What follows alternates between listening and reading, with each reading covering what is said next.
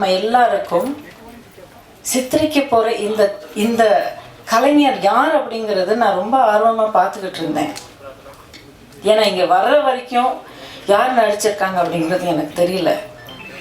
ஆனா அவர் பார்த்த உடனே, திரு பஷீர் அவர்களை பார்த்த உடனே வியந்து போய் அப்படியே பார்த்துக்கிட்டே இருந்தேன்.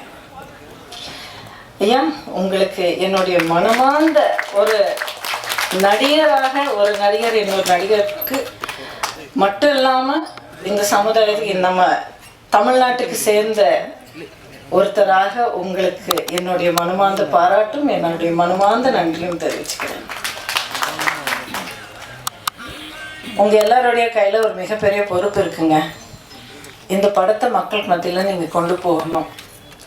கான்ட்ரவர்சி அப்படிங்கிறது இப்போ நிறைய விஷயங்கள்ல ஒரு ஒரு ஆடட் மசாலாவாக இருக்கிற இந்த காலத்தில் ஒரு தனிப்பட்ட ஒரு ருசி கொண்டு வர்றதுக்காக திணிக்கப்பட்ட இந்த காலத்தில் தயவு செய்து தமிழர்களுக்கு, அத்தனை தமிழர்களுக்கும், தமிழ்நாட்டுக்கும் இந்த நேரத்தில் ரொம்ப தேவையான இந்த மாமனிதருடைய கதை அத்தனை மக்கள்கிட்ட கொண்டு போய் சேர்க்குற அந்த மிகப்பெரிய பொறுப்பு உங்கள் கையில் இருக்குது. ஊடக நண்பர்களும் பத்திரிகை நண்பர்களும் அனைவருக்கும் நான் உங்ககிட்ட இந்த மனமார்ந்த வேண்டுகோளை வைக்கிறேன்.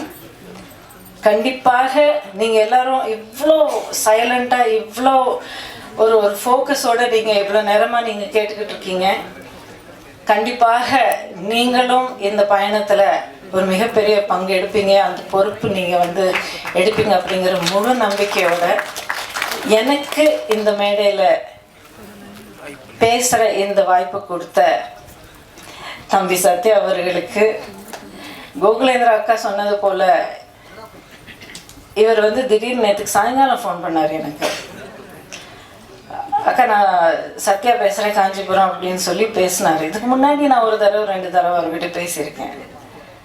இந்த மாதிரி ஒரு படம் எடுத்திருக்கேன், நீங்கள் வரணும் அப்படின்னாரு. சரிங்க, எப்போங்க நிகழ்ச்சி அப்படின்னு கேட்டது.